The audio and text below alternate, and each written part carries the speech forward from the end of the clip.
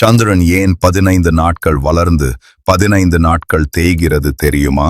இந்து மத நம்பிக்கைகளின்படி விநாயகப் பெருமானே அனைத்து தெய்வங்களுக்கும் முதன்மையானவர். எந்த ஒரு சுப காரியத்தையும் அவர் துணையின்றி தொடங்குவதில்லை.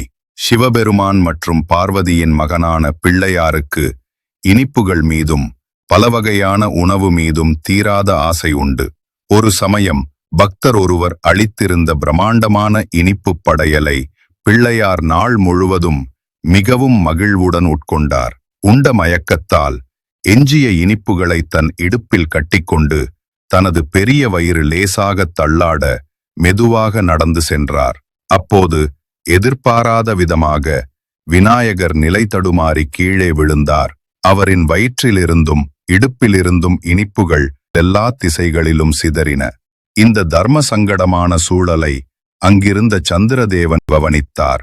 தான் மிக அழகாக இருக்கிறோம் என்ற கர்வத்தில் இருந்த சந்திரன் பிள்ளையாரின் பானை வயிறு, யானை முகம் மற்றும் கீழே விழுந்த கோலத்தை பார்த்து பயங்கரமாகச் சிரித்தார். தன் நிலையை பார்த்து உதவிக்கு வராமல் எள்ளி நகையாடிய சந்திரன் மீது விநாயகருக்கு அளவு கடந்த கோபம் வந்தது. உடனே சந்திரனுக்கு சாபம் அளித்தார்.